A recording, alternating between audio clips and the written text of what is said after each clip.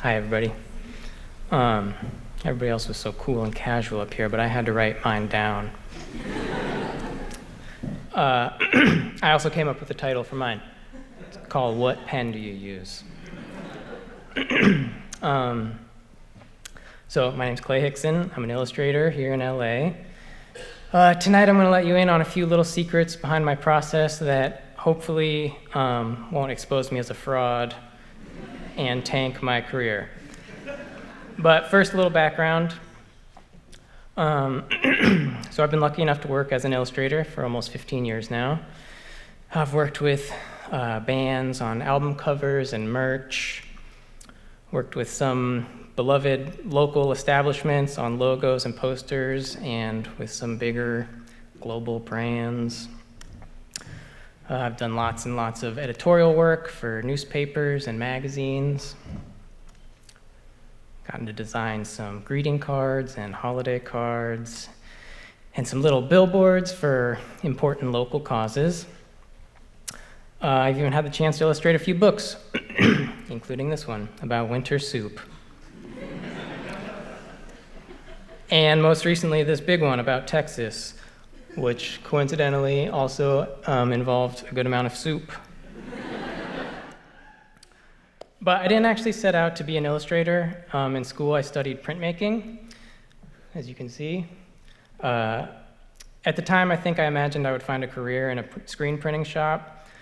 I never even took an illustration class because I'm an idiot, and it never crossed my mind that I would be doing this. Just between you and me, I don't even know how to use Adobe Illustrator, but it's fine. So after graduating and bouncing around a few jobs in different print shops, I found that I didn't really love the work as much as I loved screen printing and the poster community. It turned out that staying up all night printing like 10,000 metallic gold Acon posters was not my calling.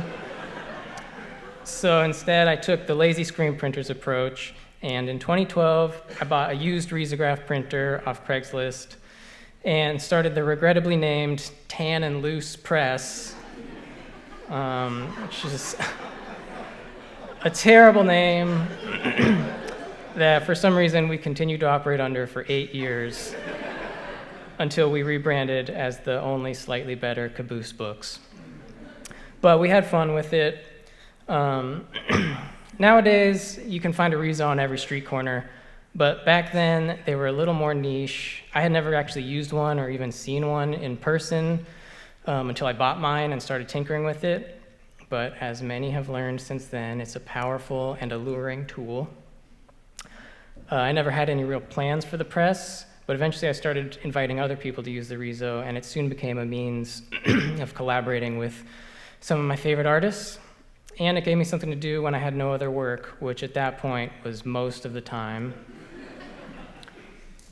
So after a few years of just making zines and putting on print shows, my wife and fellow illustrator, Liana, were toying with the idea of producing some sort of monthly publication, but we couldn't quite settle on a theme. And then after the 2016 election, when we all felt betrayed by the internet and the digital world, our mission became a little more clear. And the time felt ripe for a return to physical media. So in January of 2017, the Smudge was born. The Smudge was our answer to the underground presses of the 1960s and 70s, a sort of radical activist newspaper made by two ill-informed and timid homebodies. But Liana and I, along with countless friends and collaborators, who donated their time and work, produced the Smudge every month for 5 years out of my aunt's garage in the Hollywood Hills. The paper became a sort of catch-all for every dumb idea we had. It was a place where we could play around with illustration and design in ways that we couldn't in our freelance work. We had total creative control and no idea what we were doing. It was always a side project for us since we were both working other jobs, and because of this, we were chronically behind schedule, always scrambling to fill space and find contributors and trying to fix our broken down machines, spending hours and hours every month sitting on the couch, folding and stapling and stuffing envelopes. It was the most fun and exhausting projects I've ever been a part of, and the pace of it forced us to stay nimble and open-minded because there was always spaces to fill and no time to fill them. So in a pinch, we would often just reach for our sketchbooks and pull something out to fill any last-minute spaces. And that brings me to what I want to talk about most tonight, sketchbooks. So I've maintained a regular sketchbook since August of 2009, and I know that for a fact because, as you can see, I've meticulously cataloged my sketchbooks since then, which I know this seems a little insane, but one thing I know about myself is that I work much better with some limitations. If I have too many options, I just get hung up and overwhelmed with the possibilities. So apparently in August of 2009, I decided to commit to one sketchbook, the Moleskine softcover classic unlined XL. I didn't know they were going to be giving away Moleskines tonight. And that's the sketchbook I've used ever since, and a couple years later, I settled on a pen. It's my trusty yellow Lamy Safari fountain pen. This is the only pen that I used for about 10 years, until a couple years ago when I was gifted this vintage ultrafine line Koh-i-Noor rapidograph. So now that's the pen that I use. So while some artists are exploring the rich and varied forms of self-expression and creating beautiful tapestries of color and texture and light, I'm sitting at my kitchen table with my one black pen, terrified of getting too close to the edge of the paper. So my illustration process has changed a lot over the years, but the one constant has been my sketchbook practice. I draw on it almost daily, and I find that it's the place where I can draw the most honestly and have the most fun. It's where I'm able to achieve a looseness that I strive for in my professional work. Drawing without the pressure of knowing that someone else will see it has been crucial to my growth as an illustrator. In my sketchbook, I take risks and I make embarrassing mistakes, and sometimes I learn from them, and sometimes I just embrace them. I draw in my sketchbook because I'm not a naturally gifted draftsman. I don't have a great understanding of how things are put together. I can't just draw a skunk from memory. It's something that I've had to force myself to work on and dedicate thousands of hours to practicing. It can be a miserable exercise, but for whatever reason, I feel compelled to do it, and somehow it has become my job. Still, every time an email comes in about an illustration job, my anxiety spikes, and my immediate reaction is, there's no way I can do this, and I have to say no. But because of ego and greed and capitalism and flattery, I say yes, and I just sweat my way through it. And between jobs, I keep practicing in my sketchbook because I don't want to be caught flat-footed when someone comes to me in desperate need of a skunk drawing for their new email marketing corporate synergy campaign. But the other things that these sketchbooks have become for me is a sort of self-reference library. They're an archive of drawings that were made without a deadline and exist only for personal exploration. So when I'm stuck on something in my professional work, the sketchbook can act as a sort of menu of ideas. I often scour old sketchbooks for drawings that might already fit or can be molded to fit a project I'm working on. This drawing on the left, for example, was not a sketch I made for this job. It was just something I had lying around that I thought, with a few little changes, would work well for the project. And more often than not, the sketchbook drawings just act as a jumping off point. They can offer a theme for me to build an image around.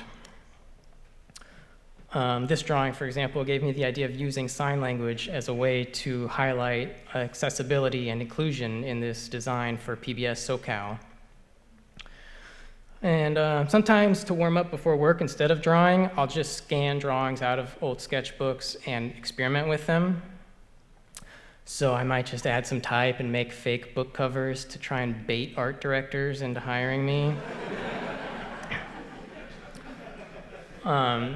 These random drawings can just take on new meaning within this context.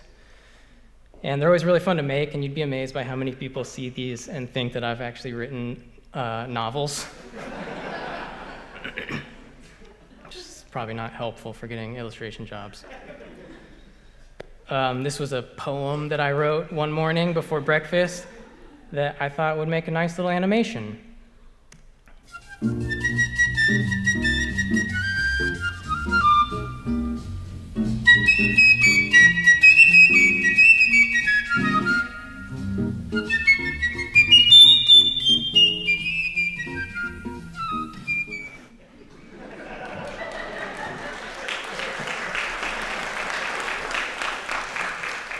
Um, so if I'm really happy with a sketchbook drawing, I might even turn it into a screen print. I really like doing this because even though I don't print them, they're printed by my friend Elizabeth, they make me feel like I haven't completely abandoned my printmaking roots. Here's another one that became a screen print. And just a quick side note here, you might notice that the drawing on the left is not from my typical sketchbook. And that's because this year Liana cursed me with a 365-page sketchbook and the task of filling one page a day for the entire year. So this is a drawing of an ice cream sundae that I ate on the 56th day of 2025. A lot of times, other than a little tidying up, I don't change much of the original drawings, but for some reason I often feel the need to justify making a screen print by giving it some sort of message or larger context.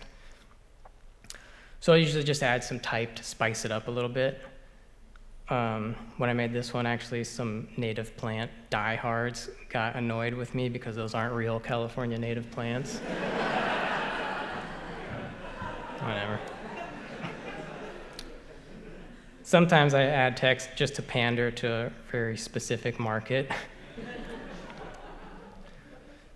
And then at the end of the year, I send a bunch of my unused sketchbook drawings to my older brother, Wiley, and together we make an annual calendar with mashups of his drawings and mine. So nothing goes to waste. But ultimately, my sketchbook is just a place to mess around and hope that I stumble into something special.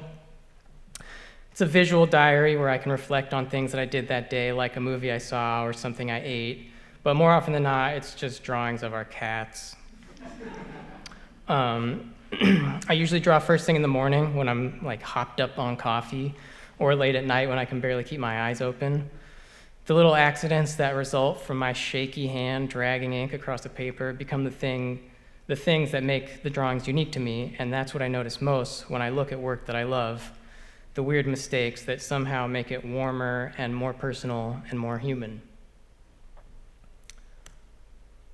I work in pen without sketching anything out first, so every drawing kind of feels like a roll of the dice. But I draw slowly and I try and anticipate what will come next, but inevitably I screw up, and I love that. That's why I'm always excited when I can use something from my sketchbook. The mistakes start to become a flourish of my personal style, and because they show my hand. So now I'll leave you with this. After much practice, the skunk drawing. Thank you.